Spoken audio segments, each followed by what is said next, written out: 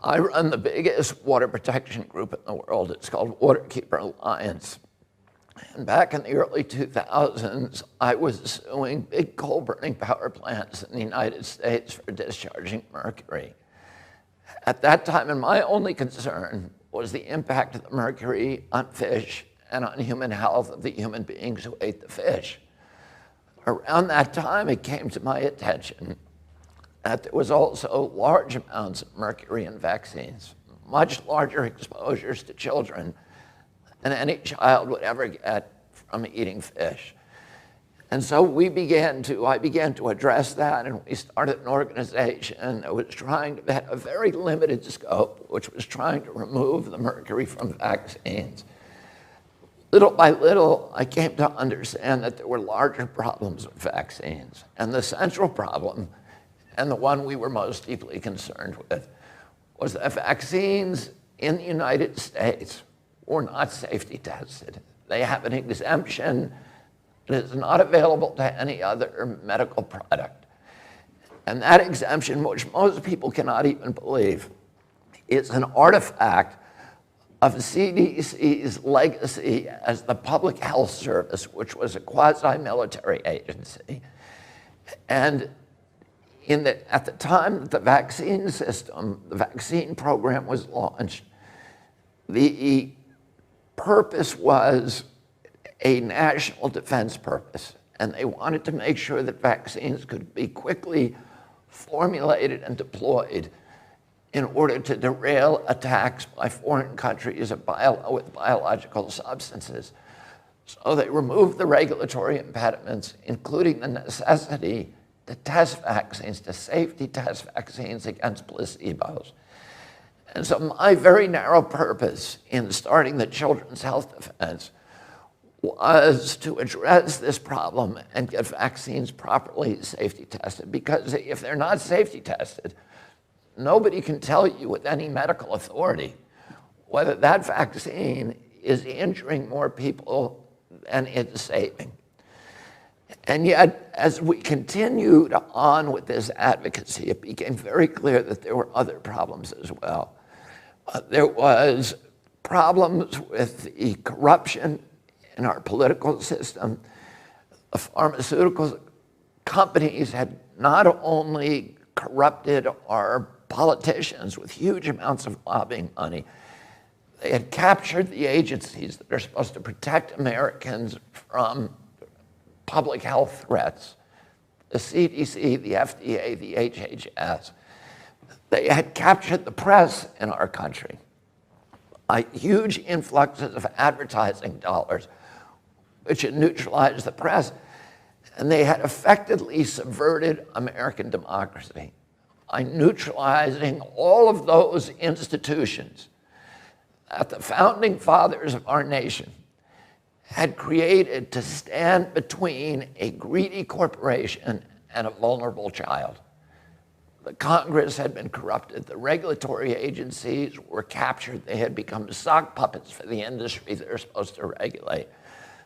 The press had been sidelined, and worst of all, they had passed a law in our country in 1986 that gave pharmaceutical companies complete immunity from liability. So there was no incentive for any of those companies to make vaccines safe. And little by little, we recognized that this was not just an American issue. This was a global issue. I came 2 years ago when I was arguing the Monsanto case, and I met my partner here, Senta Dupuy. And Senta already understood the connection that had taken me so long to formulate between toxics in our environment, the capture of our agencies and our political structures by those powerful companies. She also recognized that pharmaceutical companies were the most powerful, more powerful than oil, more powerful than the chemical industry, and a greater threat not only to our children's health, to all the institutions of democracy, not in the United States, but all around the globe. And I'm very glad that Tina Choi helped Senta to organize Children's Health Defense Europe. We are here today to announce, to launch the beginning of this organization. We've been very, very successful in the United States. We recognize that the pharmaceutical industry is operating and capturing politicians and running governments in every nation on the globe. And if we win this battle just in one nation, the United States, we're still going to lose it globally. So we need people of goodwill, people who have courage, people who have a nonconformist way of thinking, who understand that we are being lied to, that the entire political structure today is saturated in pharmaceutical propaganda. And we have watched over the past few years something that is extraordinary. We are at an inflection point, I believe, in human history, the largest and most critical inflection point that humanity has ever encountered. For many years, totalitarian and authoritarian states have used the power of fear to engineer compliance in populations. I grew up understanding what happened in World War II in our country, and during the Nuremberg trials, Hermann Goering was asked by the prosecutor, how did you make the German people comply? And Goering said, it's not just Germany. This works in any country, whether it's a fascist country or a communist country or a monarchy or a democracy. All the rulers need to do is to tell people that there's something they need to be fearful of, to point a finger at that source of their fear. And you can make human beings do anything you want. You can make them go to slaughter like sheep. You can make them obey. During the same Great Depression that spawned Adolf Hitler, we were very lucky in our country that we had a leader, Franklin Roosevelt.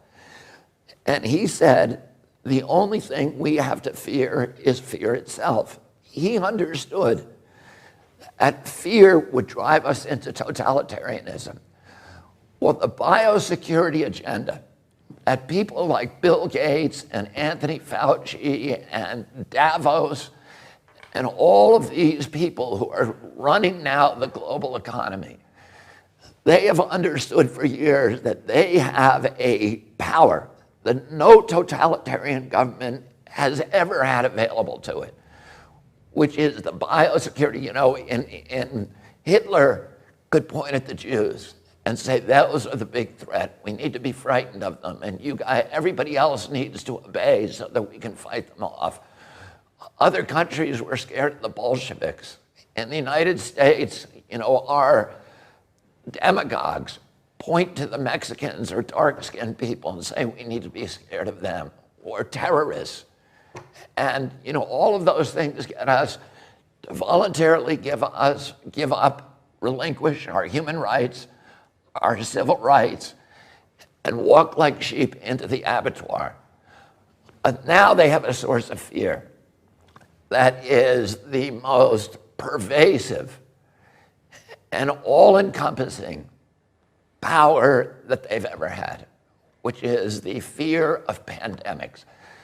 Governments love pandemics the same way that they love wars, because it gives them power, it gives them control, and it gives them the capacity to impose obedience on human beings. And today we have an inflection of new technologies that give governments the capacity to impose controls on populations that have never been imagined before in human history by any tyrant in history. We have 5G, which has created a surveillance state. 5G is not here for your benefit. It's not here so that it's going to make your life better because you can download your video game in 6 seconds rather than 29.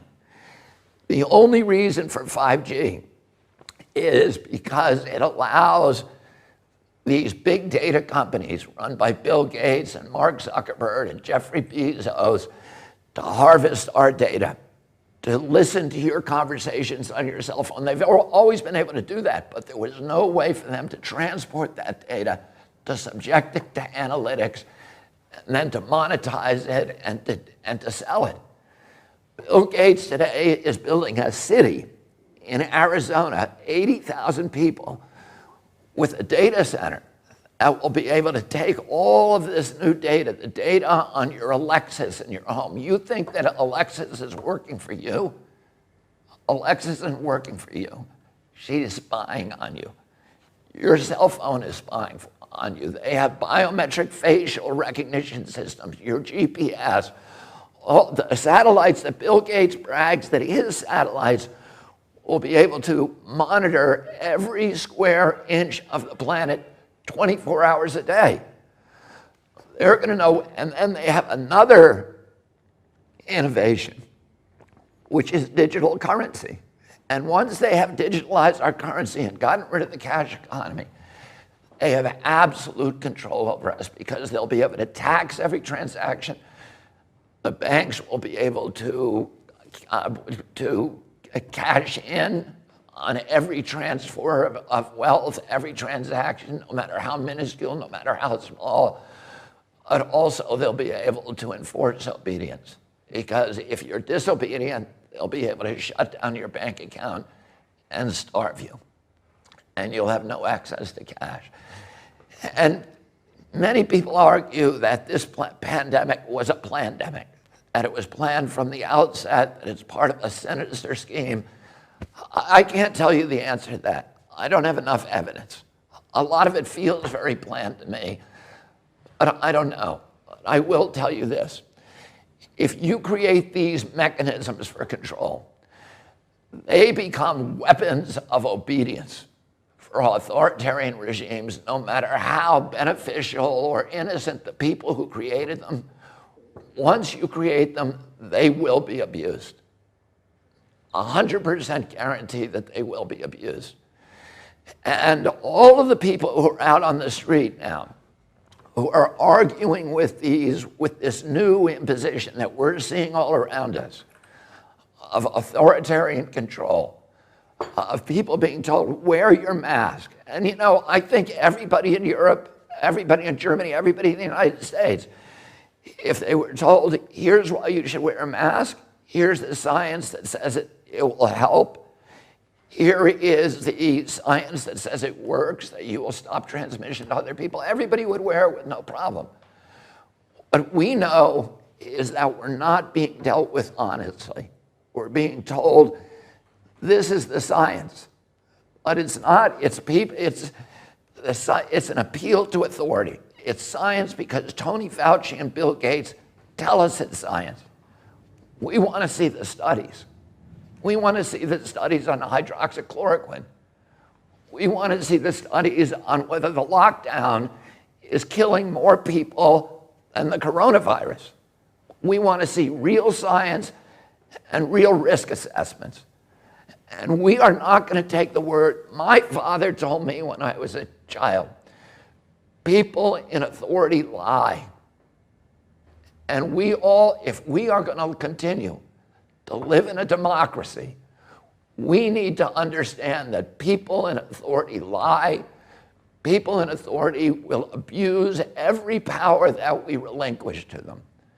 And right now, we are giving them the power to micromanage every bit of our lives 24 hours a day. They're going to know where we are. They're going to know the money that we spend. They're going to have access to our children. They're going to have the right to compel unwanted medical interventions on us. The Nazis did that in the camps in World War II. They tested vaccines on gypsies and Jews. And the world was so horrified after the war, we signed the Nuremberg Charter. And we all pledge when we do that